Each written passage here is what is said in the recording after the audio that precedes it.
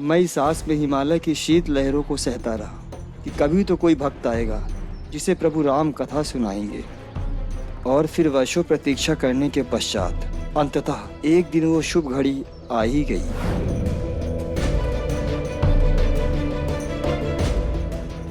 राम।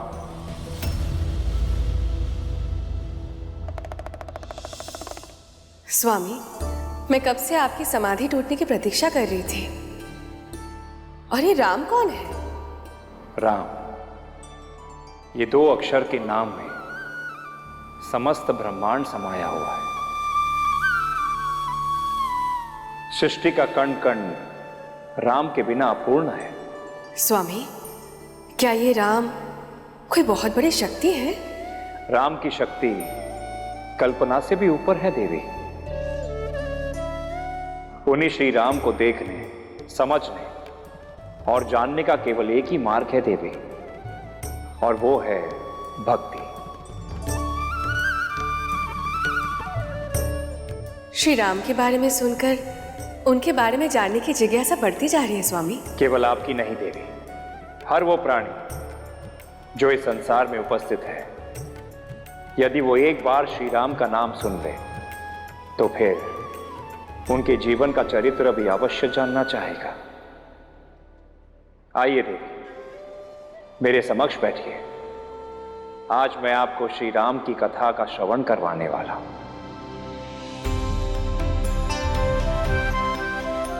अहो भाग्य मेरे, जो आज मुझे माता पार्वती के साथ साथ श्री राम कथा का श्रवण करने का अवसर मिल रहा। जय श्री राम।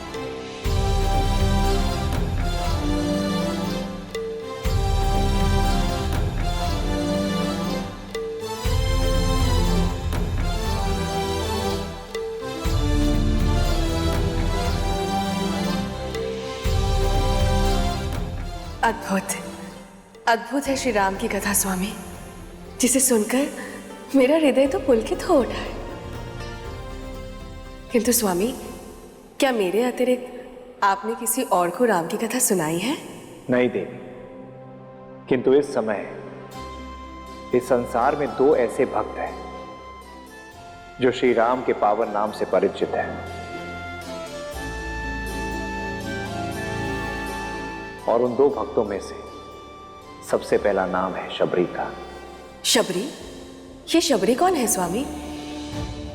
उन्हें कैसे श्री राम के विषय में ज्ञात हुआ?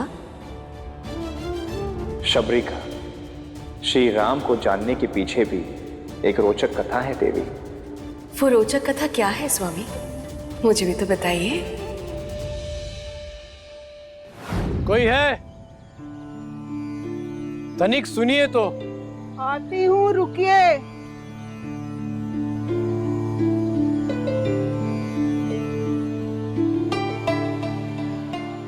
आज भिक्षा देने के लिए मेरे पास यही है। क्षमा करिएगा माते, परंतु मैं कोई भिक्षुक नहीं, मैं पड़ोस के गांव का पुरोहित हूँ जो क्रियाकर्म करवाता है। अच्छा, आप पुरोहित हैं? तो बताइए, मैं आपकी क्या सेवा कर सकती हूँ? सेवा नहीं माते, मुझे बस इतना बताइए, क्या आज इस गांव में कोई मरा है? आप यहीं पे रुकिए, मैं पता करके आती हूँ। थोड़ी शीघ्रता करिएगा माता, मुझे दूसरे गांव यजमानी के लिए जाना है।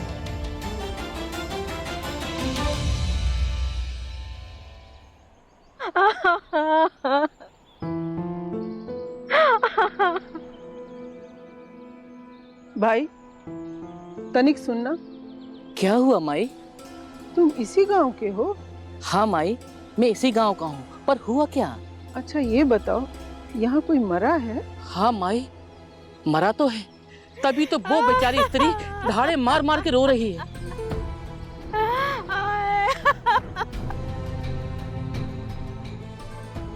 माई, मैं चलता हूँ।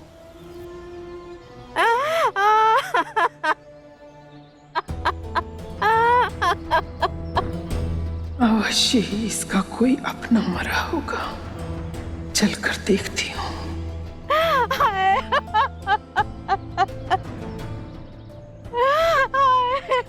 मर गया। अब होनी को कौन टाल सकता है बहन? जो होना था सो हो गया।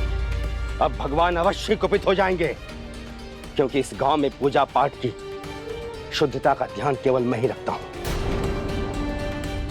और तुमने इसे नष्ट कर दिया।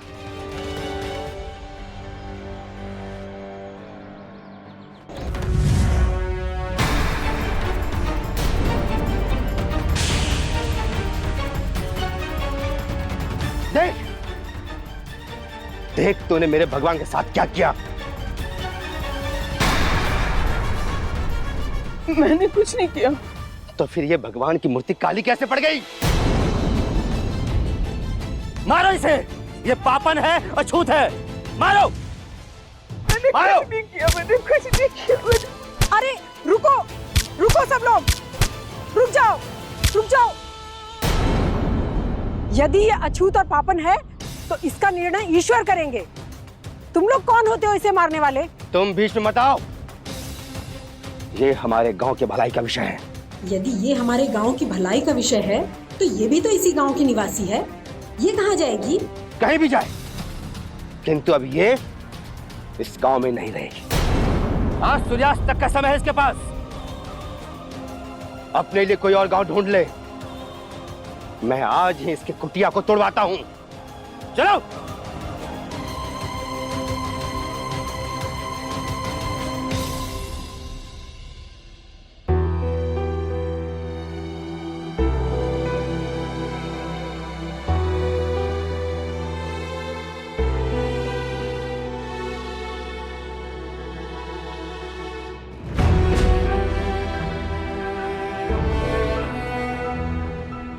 इससे आपके घाव भर जाएंगे माई, और पीड़ा भी चली जाएगी।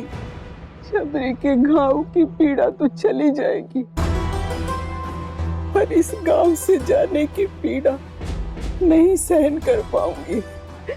तुम लोगों के साथ मेरा जीवन बीता, इस गांव को छोड़ के जाना मेरे लिए बहुत कठिन है। जहाँ मानवता ही ना हो वहाँ रहकर तुम क्या करोगी माई? इससे अच्छा तो तुम किसी और गांव चली जाओ। मुझे समझ नहीं आती, एक ही क्षण में मानवता कब, कहां और कैसे चली जाती। तू भी तो उस मुखिया की पत्नी है जिसने मुझे ये घाव दिए हैं।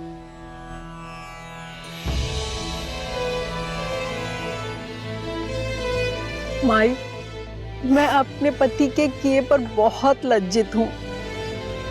हाथ जोड़ के विनती करती हूँ माई कि कुछ दिनों के लिए तुम इस गांव से चली जाओ। मैं जानती हूँ तू मेरी बहुत चिंता करती है। नहीं जाऊंगी तो तू तड़पती रहेगी। मैं कहीं और जाके अपना बसेरा ढूंढ लूंगी। बस माई, तुम अपना ध्यान रखना।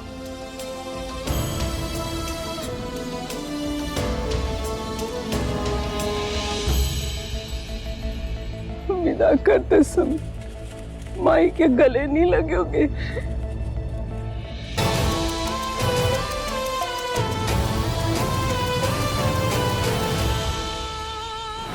स्वामी, एक और शबरी को श्री राम का नाम मिला, तो दूसरी ओर इतनी अपार पीड़ा।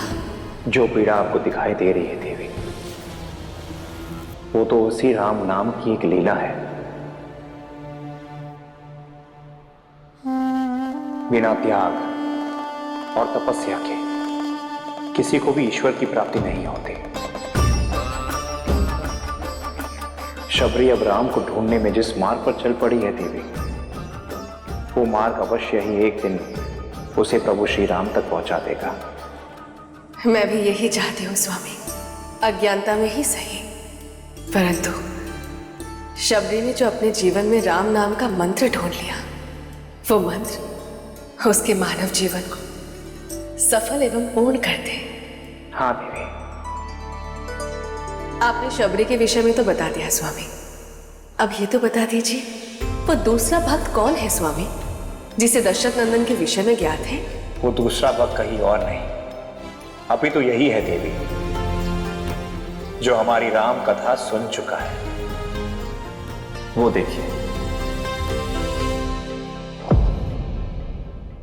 वो काक स्वामी? हाँ देवी, एक श्राप के कारण काक योनि में आया और अब यही काकराज दूसरों के कानों में राम नाम की मिश्री खोलने वाला है। प्रभु महादेव से राम कथा तो सुन ली, अब एक बार मुझे अयोध्या जाकर प्रभु श्री राम के दर्शन भी कर लेने चाहिए।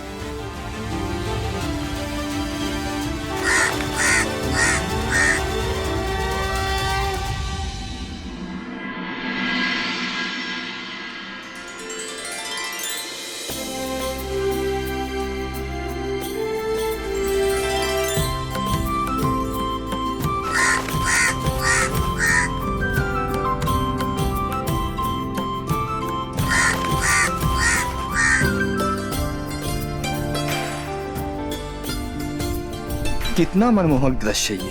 प्रभु राम का बाल रूप देखना सौभाग्य की बात है मेरे लिए। प्रभु श्री राम मिष्ठान खाते हुए कितने मनोहर लग रहे हैं।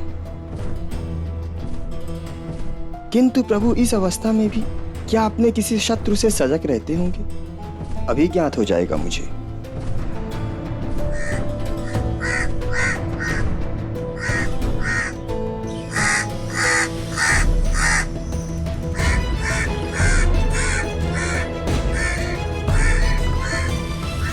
अभी प्रमाणित हो जाएगा। यदि ये सत्य में दिव्य शक्तियों से युक्त राम है तो ये मुझे रोकने का प्रयास अवश्य करेंगे, अन्यथा मैं ये मिष्ठान का टुकड़ा सीधे कैलाश लेकर पहुंच जाऊंगा और महादेव से पूछूंगा कि वो कैसे राम है जो मुझसे अपने मिष्ठान का टुकड़ा तक नहीं ले सके।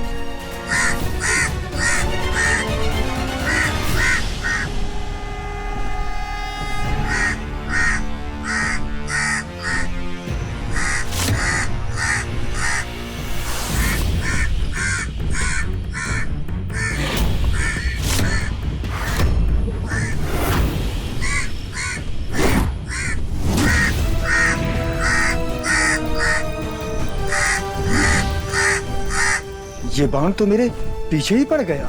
मूर्ख काक, ये कोई साधारण बाण नहीं, प्रभु राम का ब्रह्मास्त्र है। अब तुम इससे बच नहीं पाओगे। हे प्रभु, ये मैंने कैसी भूल कर दी। श्री राम के बालपन को देखकर मैंने उन्हें निर्बल समझ लिया। अब कैसे इस ब्रह्मास्त्र से पीछा छुड़ाऊं? अब तो एक ही मार्ग है।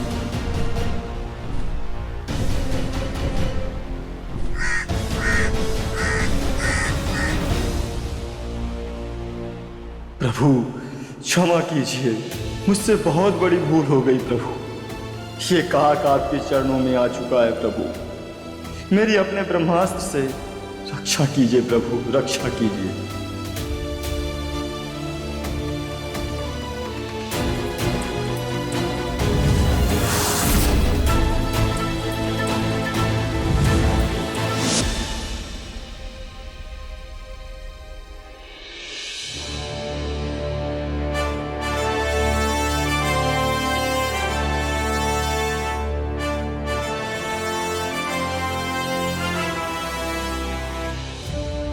हे प्रभु राम, आपके दर्शन मात्र ने इस काक की काया परिवर्तित कर दी। ये काकभूषणी आपको कोटि कोटि प्रणाम करता है प्रभु।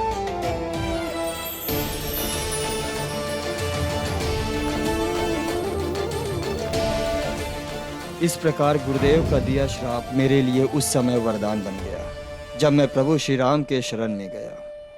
मेरे आराध्य प्रभु महादेव के मुख से आपने श्री राम कथा सुनने का अवसर प्राप्त हुआ। आप अत्यंत सौभाग्यशाली हैं काकराज। हाँ प्रभु, वो तो मैं हूँ, तभी तो आपके हाथों मेरे प्राणों की रक्षा भी हो गई। किंतु प्रभु, आपका बाण किस ओर लक्षित था जिसके मार्ग में मैं भूलवश आ गया? मेरे बाण लंकेश रावण की मृत्यु का मार्ग ढूंढ रहे हैं, जो रावण की कुंडली के 10 टुकड़ों में निहित है। और ये कार्य मुझे महादेव ने सौंपा है। प्रभु, अगर आपकी आज्ञा हो तो आपके इस कार्य में सहयोगी बनना चाहता हूं।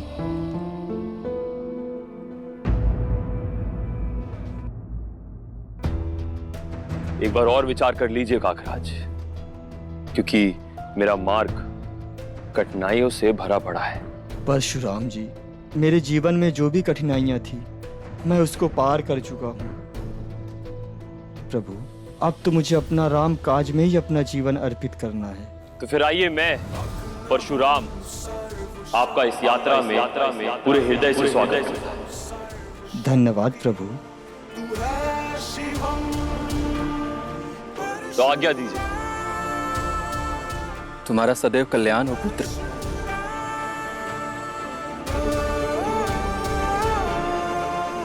चलिए काकराज।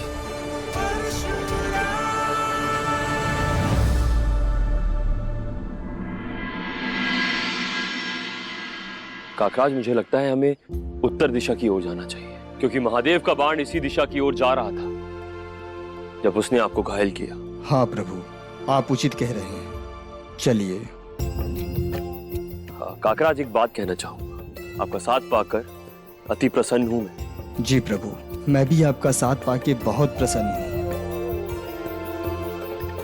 चलिए प्रभु। राम राम राम राम। प्रभु, ये तो किसी स्त्री का स्वर लगता है। राम राम। हाँ काकराज, और प्रतीत होता है कि ये भी आप ही की तरह राम भक्त है, किंतु इनके स्वर में इतनी पीड़ा क्यों?